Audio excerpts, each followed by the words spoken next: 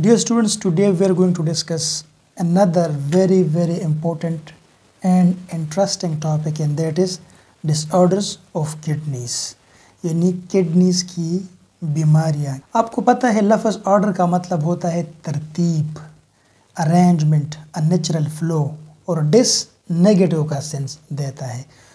तो जब किसी नेचुरल प्रोसेस में या फ्लो में या ऑर्डर में बेतरतीबी आ जाए, ठीक है, तो इसको हम कहते हैं डिसऑर्डर। सो किडनी के डिसऑर्डर को किस तरह डिफाइन करेंगे?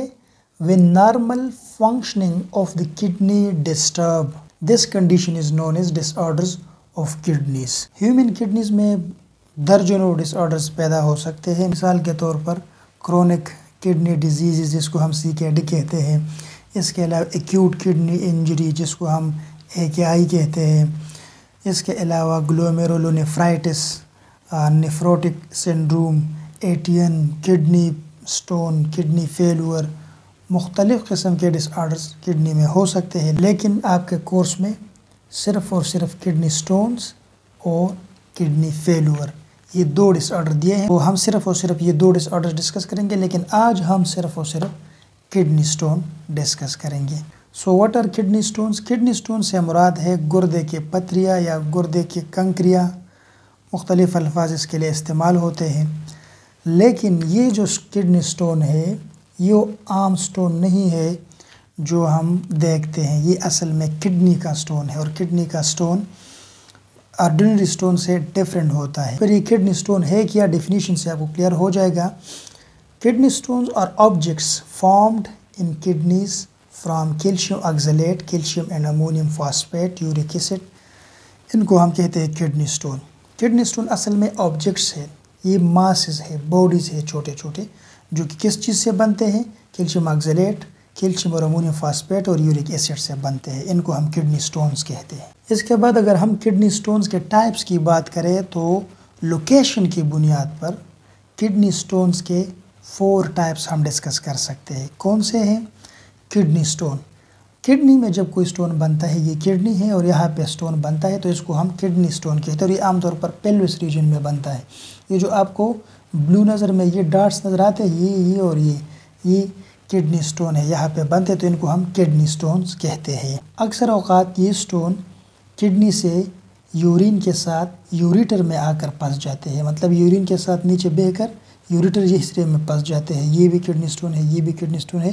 तो जब ये यूरिटर में आ जाए तो फिर उसको हम यूरिटर स्टोन्स कहते हैं। और कभी कभार ये स्टोन यूरिटर से भी यूरिन के साथ नीचे आकर ब्लैडर में बन जाते हैं, तो फिर इसको हम क्या कहते हैं? Bladder stone. कभी कभार ये यूरेथ्रा, ये जो एरिया है इसको हम यूरेथ्रा कहते हैं, इसमें भी फंस जाते हैं, तो फिर इसको हम यूरेथ्रल स्टोन्स कहते हैं। एक MCQ के लिए आप ये बात याद रखें, किडनी स्टोन को हम रीनल कैल्कुलाई भी कहते हैं। अब किडनी स्टोन के काजेज़ क्या है, किस वजह से ये स्टोन बनता है? तो काजेज़ तो मैंने आपको बताया भी, calcium oxalate, calcium and ammonium phosphate, vitamin D, access uric acid अगर आप इस्तेमाल करते हैं, इसके अलावा ग्रीन वेजिटेबल्स अगर आप इस्तेमाल करते हैं। लेकिन ये नहीं कि आप बिल्कुल ये ना खाएं, मतलब अगर आप हद से ज़्यादा इस्तेमाल करते हैं, इन एक्सेस अमाउंट इस्तेमाल करते हैं, फिर किडनी स्टोन की तरफ बात जा सकती है।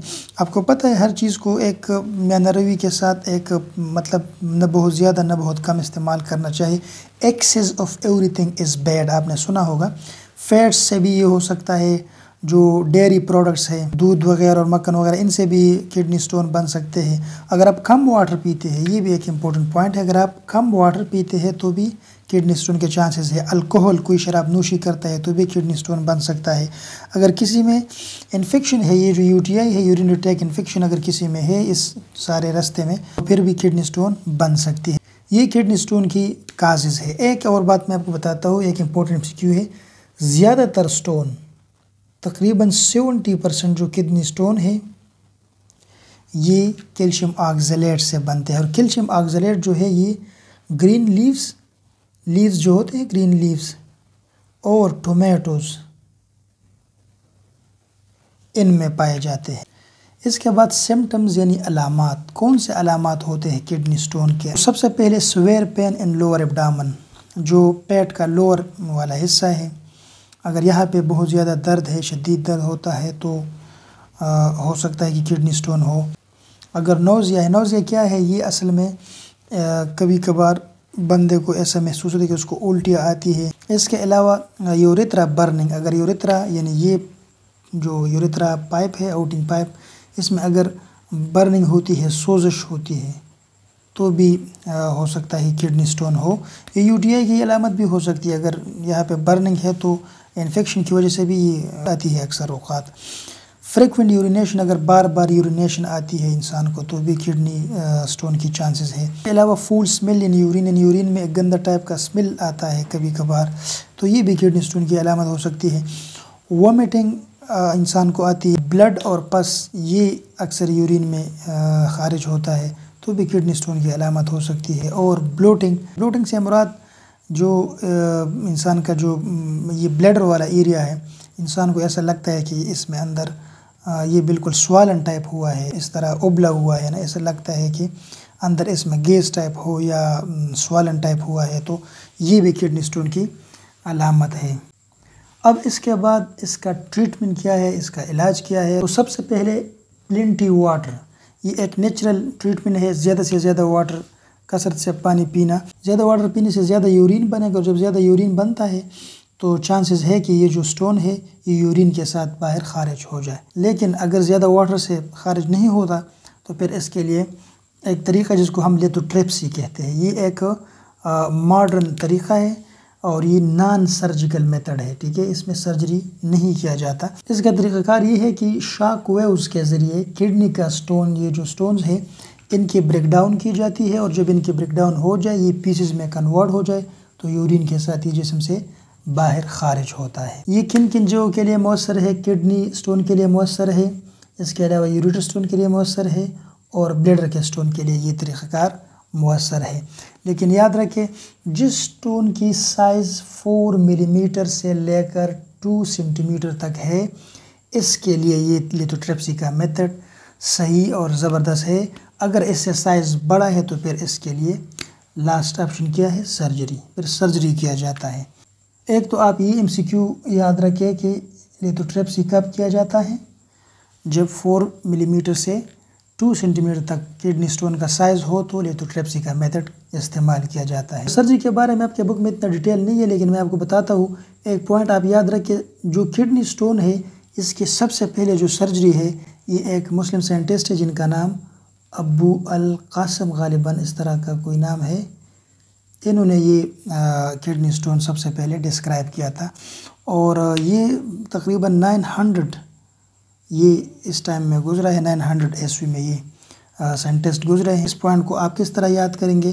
آپ اس طرح کریں کہ جو ایران کا ایک کمانڈر تھا جن کا نام تھا قاسم سلیمانی صاحب کو امریکہ نے عراق کے اندر شہید کیا، تو آپ اس طرح کا لنک بنائیں کہ قاسم سلیمانی جو ہے وہ امریکہ کا سرجری کر رہا تھا، تو اس لیے امریکہ نے اس کو شہید کیا۔ آپ اس طرح کا ایک لنک بنا کر اس کو آپ یاد رکھیں۔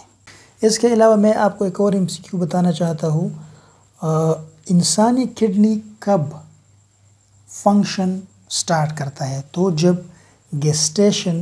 گیسٹیشن کے 4 مہینے یعنی 4 مہینے کمپلیٹ ہو جائے، اس کے بعد کڈنی فنکشن سٹارٹ کرتا ہے، اور یہ تھرو آؤٹ چلتا رہتا ہے، یہ کبھی بھی سٹاپ نہیں ہوتی۔ جس طرح انسان کا دل، جس طرح انسان کا پھیپھڑے، جس طرح انسان کا دماغ تھرو آؤٹ اٹس لائف چلتی ہے، اسی طرح یہ کڈنی بھی تھرو آؤٹ لائف چلتی رہتی ہے۔ اور کڈنی 2 ہے، 2 کڈنی ہے، اگر ایک کڈنی ایکسپائر ہو جائے دوسری کڈنی سے بھی کام چلتا رہتا ہے۔ سو یہ اللہ تعالیٰ کی انسانوں پر بہت رحم کرم ہے کہ انسانوں کے مختلف اہم آرگن ڈبل ہے، اگر ایک لاس ہو جائے تو دوسرے سے بھی لائف گزارا جا سکتا ہے۔ اسٹوڈنٹس، ایک اور پوائنٹ، جن لوگوں کا ڈائبٹیز ہو، ڈائبٹیز یعنی جس کو ہم عام الفاظ میں شوگر کہتے ہیں، شوگر کے جو مریض ہو ان کے بلڈ میں شوگر کی کنسنٹریشن زیادہ ہوتی ہے، تو یہ بلڈ ویسلز کو ڈیمیج کرتا ہے، اور بلڈ ویسل تو کڈنی کے اندر بھی ہوتی ہے، تو جب یہ ڈیمیج ہو جائے بلڈ ویسلز، اس سے کیا نقصان ہوتا ہے؟ اس سے نقصان یہ ہوتا ہے کہ بلڈ ویسل سے پروٹین یورین میں چلے جاتے ہیں، یعنی یورین میں زیادہ پروٹین ہوگی، اور جو بلڈ کے ویسل ہے اس کے اندر واٹر اور سالٹ یہ رہ جاتا ہے، یہ پراپر طریقے سے فلٹریشن نہیں ہوتی بلڈ کی. تو جب بلڈ میں واٹر سالٹ زیادہ ہوتی ہے تو انسان وزن گین کرتا ہے، یعنی اوبیسٹی کا یعنی موٹافے کا شکار ہو جاتا ہے. اور اس کے ساتھ ساتھ اینکلز جو ہے نا، اس میں سویلنگ بھی محسوس ہوتی ہے. اس کے علاوہ ڈائیبٹیز سے بلڈ پریشر بھی بڑھ جاتا ہے، اور جب بلڈ پریشر بڑھ جائے تو پھر یہ کڈنی اور اس کے نیفران کو ڈیمیج کرتا ہے. سو ڈائیبٹیز کڈنی کے لیے بہت زیادہ خطرناک ہو سکتا ہے. اس کے بعد نیکسٹ لیکچر میں ہم انشاءاللہ کڈنی فیلیور ڈسکس کریں گے.